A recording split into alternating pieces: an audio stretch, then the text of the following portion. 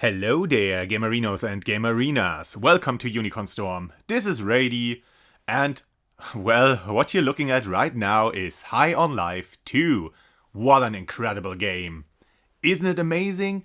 After hitting start game, you have to wait for 200 years for the shaders to be built.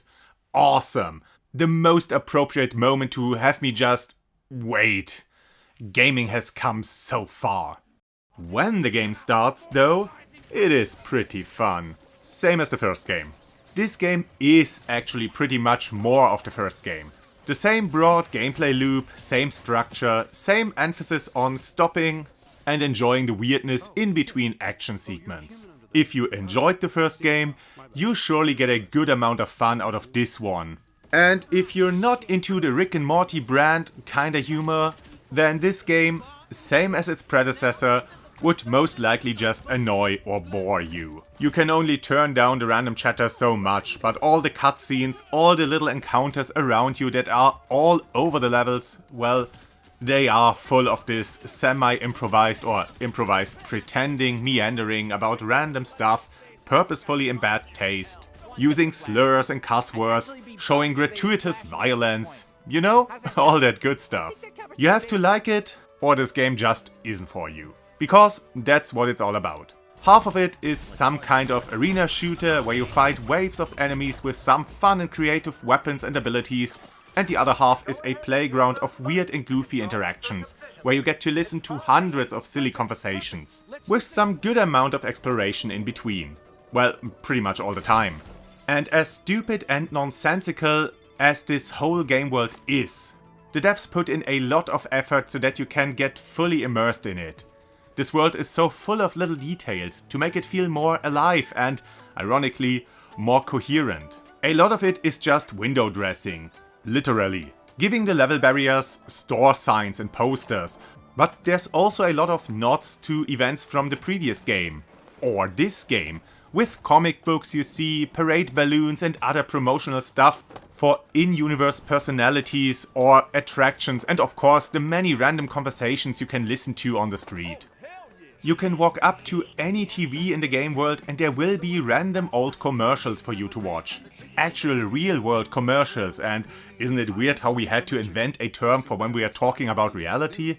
Anyways, it's fucking fun to watch these weird old commercials that of course were chosen because of how silly they were.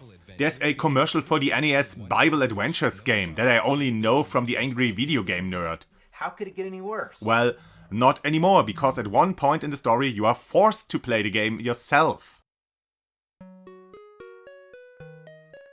And you can find a copy of Super 3D Noah's Ark as well. You can find a lot of games while you're out exploring that you can just pop in at your hideout and, well, play. They play like shit. You can go to the cinema and watch whole-ass movies. Those also play on the many random TVs. While I was watching something on one of the TVs, I caught another moment where the devs put in a lot of attention to detail. One of the NPCs in the room just began to complain that I was in the way, standing right in front of the TV. Serious? And that the facility He's gonna is stand right in front of exploring TV? refreshed brand And when you talk to him, he pauses the program and continues it when the conversation is done. Overall, NPCs will often comment about your actions or inaction. When you just walk away in the middle of a conversation, if you perform an action while they are still talking, if you approach them or not, you can lose yourself in all that. It never affects anything, it doesn't give you a hint for a later challenge or tells you about secrets or collectibles, it's all just silly jokes. You can ignore and skip most of it, but then you'd miss out on half of the game, maybe even more. So yeah, again, you have to like this stuff. The humor mostly boils down to lots of swearing and making fun of sensitive topics. Or it tries to be meta, with characters lampshading and making fun of certain tropes. Most of it is comparable to stand-up comedy, rather weak stand-up comedy, where characters meander around until enough stupid stuff has been said so that even the last player has gotten at least a chuckle out of it. And instead of just keeping it to the absurdity of this weird universe with its very loose rules where anything is possible, that offers so much with all the weird creature designs, behavior and traditions and rituals, names and technologies, to go for really lowbrow humor, the game has to go for contemporary commentary. Yeah, because some random alien somewhere in space feels the need to mention Epstein when defending his own crimes, as if such a small-scale incident on a galactic level would be of interest to anyone outside of Earth society. This wasn't needed and only dates the humor. Most of the humor survives on either meta commentary or shock value, often through physical comedy or excessive brutality, and not really on tight writing or timing. So it is pretty much on par with all the Justin Roiland games. Speaking of which, while a lot of the voice talent returned, Justin Roiland of course did not. And neither did the gun he voiced. A lot of the dialogue seems to emulate his style though. I mean, it was a moneymaker. But depending on where you stand, this emulated style might not hit the mark. To me, it was a bit off. Not enough to annoy me, but noticeable. There was one moment that rubbed me the wrong way though. During one joke, the character was going on, and after some time, the voice actor was breaking into a laugh. Like with Justin Roiland in other games. I don't know how to do it. I don't know what the mechanic is. I don't care. I don't care actually. It's a cool aquarium. So, are they even trying to emulate his improvisation and basically bad takes that were just left in the game or show because of how funny they still were? It's not the case here. It just comes off as manipulative and by that, really fucking sinister. I like that they didn't just hire a sound-alike, because why should anyone? Fictional characters are allowed to sound different in different iterations. But why copy his mannerisms that he's very well known for? Just do your own fucking thing. It just comes off as disingenuous. Again, I liked most of it. For what it is pretty well done. Just a handful of things throwing me off. But I can appreciate some crass and disrespectful humor every once in a while. And it helps that the characters you have to listen the most to are full of personality. I wouldn't call all of them likable, but they have a certain charm. And some of them are pretty likable. But okay, enough with all this superfluous stuff, with dialogue, with small details and little jokes. Let's get to the meat of the game. Well, I mean, you could see the characters and writing and humor as the actual main course, as the selling point of this game. It's a valid perspective, and arguably the thing the devs put the most effort in. Because, as fun as the core gameplay loop is, it's not all that deep. It's actually pretty repetitive and heavily relies on the jokes in between battles as well as during combat. But the combat is really fun. It's fast-paced gunplay with huge emphasis on mobility and wacky abilities. Arenas are big, often just utilizing the open free-roaming level structure. Enemies are spawning in from every direction and you have to jump and dash, fling yourself towards walls or swing from hooks, or speed around on your skateboard, wall run and rail grind to dodge projectiles, get some distance from your many foes, or find advantageous approaches to any gunfight.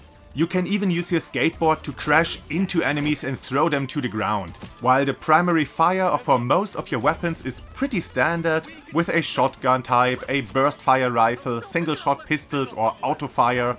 The alt fire and the unique weapon abilities are pretty darn creative. You can freeze time, suck enemies and items towards you, air juggle them, skewer them with electrified harpoons. One gun lets you shoot little creatures that dogpile on any enemy you point them towards. Your abilities are pretty varied and wacky as hell, and you have so damn many options to navigate around the battlefield. So it's a shame that the enemies themselves don't really require much thought. As creatively as the abilities are designed, not that much effort was put into the actual combat encounters. Enemy designs are varied enough. There's snipers, fodder enemies that just randomly shoot at you, flying enemies, melee guys being able to shove you back, heavy enemies shooting rockets you can repel, robots whose parts can still attack autonomously after you've defeated the main body. This is some good variety, but it's never really implemented well enough to give the battles any depth. The different enemies don't really synergize. The bosses, sometimes, maybe, but most battles are bog standard point and shooting. At high speeds while jumping and flipping around the levels. It pretty much always goes down one of two ways. You're either sliding around the room, never stopping, changing direction a lot and mindlessly shooting everything that pops up on screen, or you get stuck somewhere, maybe body blocked by an enemy or lose speed for some other reason and the enemies blow you to Kingdom Come. Some enemies have an attack that you can, let's call it parry, and throw back at them, but it's neither really necessary, nor does it feel all that rewarding. Add to that the battles always take just a bit too long, have a few too many reinforcements spawning in, and give bosses a bit too much health, and the whole gameplay loop becomes quickly pretty repetitive. Not necessarily less fun, but I'd argue this isn't a game you can enjoy just for the gameplay. You have to be here for the humor as well. It helps that the environments sport some good variety and offer many creative set pieces. It seems that whenever the devs had a stupid idea for what to do in the game or what situation to throw the player into, they just went with it. You travel to a convention center high up in the clouds, but before you can attend, you have to take part in a kind of parking space turf war. And while you're tracking a politician giving a speech there, you get sidetracked and take part in a murder tournament disco party. You explore a city full of all kinds of activities, go to the beach and sneak on a cruise ship, visit the local zoo, explore the property of a weird monster cult, and the game loves to play around with all kinds of visual designs. It's really a treat. And that's what keeps it going, what helps through the repetitiveness. Again, the gunplay isn't bad, and it's not a huge issue that it's a bit mindless, because everything else around it does such a good job to keep you interested. And the set pieces as well bring a lot of variety and differing amounts of insanity. The whole intro is a playable montage of greatest moments of your life. One battle has you fight the boss inside the game menu. Often there are some little environmental interactions. And there's a lot of non-combat challenges to further add variety. One mission is a murder mystery, one is mostly platforming. There are linear chase-like segments on your skateboard. There's sometimes more and sometimes less complicated puzzles around every corner. One of the boss fights has you play Bible adventures. It's insane. I like it. The game is full of charming characters, there's so much stupid stuff to find, so many different environments to explore, full of creatively designed creatures and plant life, rich with detail. And damn the music. It's some psychedelic electro, some synthwave. I guess you could get more technical with this, but I'm not too versed in this music genre. I just know that I enjoy listening to it.